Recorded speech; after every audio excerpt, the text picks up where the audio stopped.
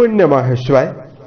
दोस्तों, कुंभ राशि और मीन राशि वाले जातकों का इस चैनल पे स्वागत है। इस वीडियो में हम आपको बताने वाले हैं ग्रहों के राजा सूर्यदेव 14 जनवरी 2025 को मकर राशि में प्रवेश करने वाले हैं और 13 फरवरी 2025 तक ये मकर राशि में ही रहने वाले हैं। तो कुंभ और मीन राशि वाले जातकों के जीवन में क्या परिणाम मिलने वाला है, इस वीडियो में हम आपको जानकारी देने वाले हैं।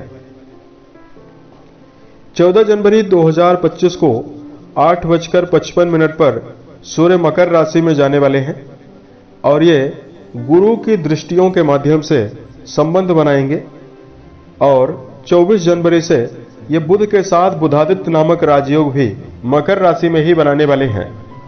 तो 20 दिन तक तो ये बुधादित्य राजयोग के प्रभाव में रहेंगे और पूरे महीने भर ये गुरु की दृष्टियों के प्रभाव में रहेंगे। तो क्या रिजल्ट कुंभ और मीन राशि वाले जातकों को मिलेगा?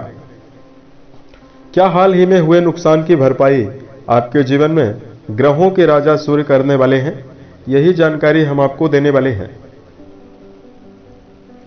सूर्यदेव के बारे में अगर हम आपको जानकारी दें तो देखिए, सभी नवग्रहों में सूर्यदेव को राजा का दर्जा प्राप्त है और इनको एक प्रभावशाली ग्रह माना जाता है।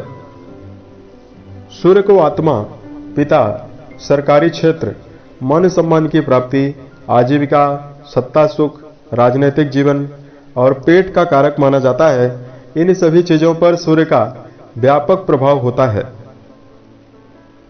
किसी भी राशि के जातक की जन्म कुंडली में सूर्यदेव अगर प्रभावी और बलवान अवस्था में विराजित हों तो जीवन में कई प्रकार की सफलता भी देखने के लिए मिलती है। बलवान सूर्य के प्रभाव से सरकारी, राजनीतिक और सामाजिक कामों में बड़ी सफलता मिलती है।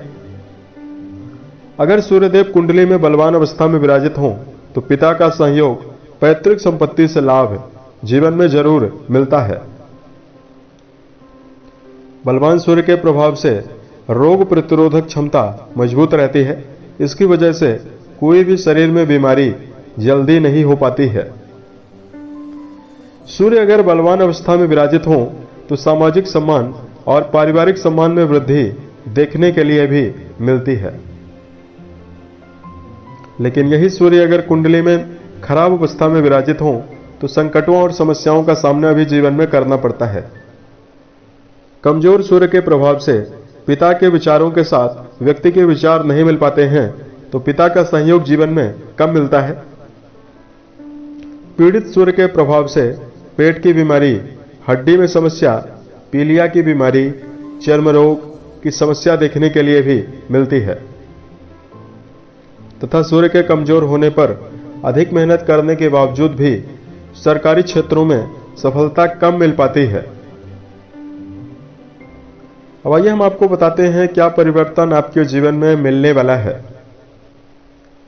तो ये जानकारी जो है वो आपके चंद्र राशि के ऊपर प्रभावी है, तो आप इसे इसी आधार पर देखें। सबसे पहले बात करते हैं कुंभ राशि वाले जातकों के बारे में। तो कुंभ राशि वाले जातकों, सूर्यदेव जो हैं वो आपकी राशि के लिए वैवाहिक भाव के स्वामी माने जाते हैं, जो कि ये आपके 14 जनवरी को आपके द्वादश भाव में जाने वाले हैं। कुंडली का जो 12वां घर है उससे हानि, मोक्ष, व्यय, हॉस्पिटलाइज खर्च, शैया सुख के बारे में विचार किया जाता है।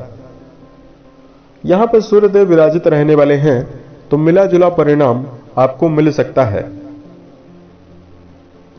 सबसे पहले कुंभ राशि वाले जातकों को यात्राओं के मामले में सावधान रहना चाहिए।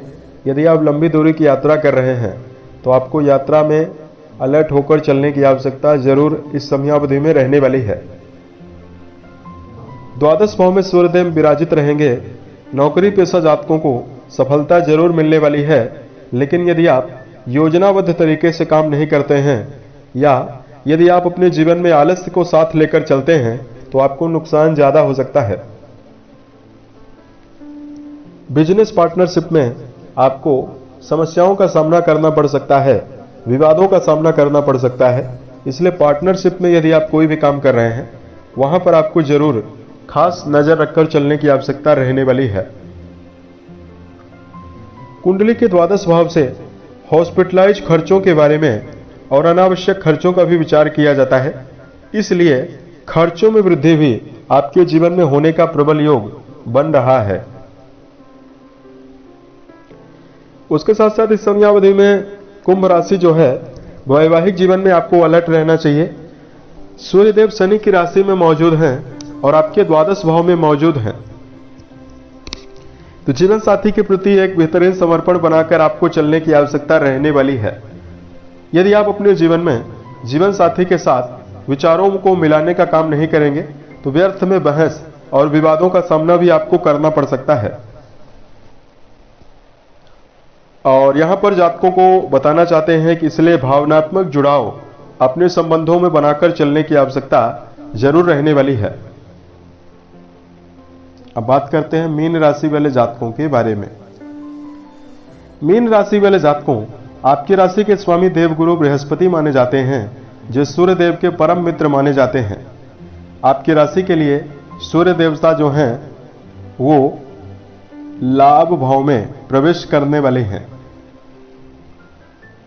11th हाउस से मनोकामनाओं की पूर्ति, कर्म क्षेत्र के द्वारा उपार्जित धन के बारे में, बड़े भाई के बारे में विचार किया जाता है। तो मीन राशि वाले जातकों के जीवन में सूर्य का जो 11वें भाव में गोचर होने वाला है, 1 महीने तक आपको कई मामलों से लाभ दिलाने का काम करने वाला है। सबसे पहले यदि आपके जीवन में कर्म क्षेत्र के मामले में प्रगति में बाधा मिल रही है या ज्यादा प्रयास करने के बावजूद भी प्रतिकूल परिणाम आपको ज्यादा मिल रहा है, तो सकारात्मक परिणाम आपको जरूर मिलने वाला है। लाभ भाव में सूर्य विराजित रहने वाले हैं और आपके 6 हाउस के स्वामी माने जाते हैं।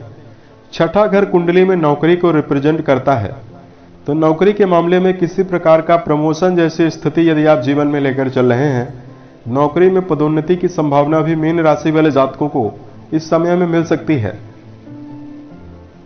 आर्थिक जीवन के मामले में शनि की 7.5 की वजह से आप लोगों के जीवन में व्यय ज्यादा हो रहा है और ज्यादा प्रयासों के बावजूद भी आय कम हो रही है। ऐसे जातकों को सूर्यदेव का यह परिवर्तन लाभकारी परिणाम देने वाला है। लाभ भाव में गुरु की दृष्टि भी रहेगी और सूर्य बुध का बुधादित्य योग बनेगा, तो आपके आय के साधनों में वृद्धि आपको इस समय में जरूर मिल सकती है। इस समयावधि में रिश्तों के मामले में जातकों को मजबूती मिलने वाली है। सूर्य का 11th हाउस में गोचर होना और सप्तम दृष्टि आपके पंचम घर पर डालना प्रेम जीवन के रिश्तों में आपको आकर्षण देने वाला है। प्रेम जीवन या किसी गहरी फ्रेंडशिप में यदि आपका जुड़ाव है तो समर्पण के साथ चलते हुए आप लोग जरूर नजर आने वाले हैं।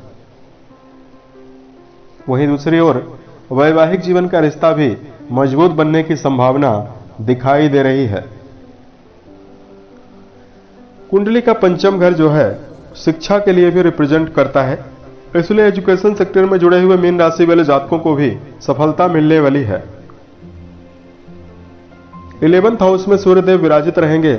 रुकी हुई इच्छाओं की पूर्ति और कई प्रकार के ऐसे काम जो आपके मन में पुराने समय से ही चल रहे हैं, जिसको यदि आप पूरा कर रहे हैं, लेकिन यदि आप बीच में ऐसे कार्य जो आपके जीवन में बीच में रुके हुए हैं, ऐसे काम आपके जीवन में बन सकते हैं, क्योंकि 11वां घर रुकी हुई इच्छाओं का है, मनोकामनाओं की पूर्ति के लिए जिम्मेदार है। यहां पर राजयोग बनेगा तो इच्छाएं आपकी जरूर पूरा होने वाली है। इस समयावधि में इम्यूनिटी भी आपकी मजबूत बनने वाली है। शारीरिक तौर पर यदि आपको किसी प्रकार की बीमारी है, उससे निजात मीन राशि वाले जातकों को मिल सकती है। उपाय की जानकारी दिया जाए। रविवार के दिन गरीब ब्राह्मणों में यदि आप भोजन करवाते हैं तो आपको शुभता मिलेगी। उसके साथ साथ इस समयावधि में मीन राशि वाले जातकों को मीठा जल सूर्य को अर्पित करना और आदित्य हृदय स्त्रोत का पाठ करना आपको बेहतर रिजल्ट जीवन में देने वाला है। यदि आप पिता के साथ संबंध बेहतर बनाकर चलते हैं तो भी आपके जीवन में शुभता मिलने वाली है। उम्मीद है यह जानकारी मीन राशि वाले जातकों को बेहतर लगी। आने वाले समय में यदि आप अन्य वीडियोज को देखना चाहते हैं, इस चैनल को सब्सक्राइब जरूर करें।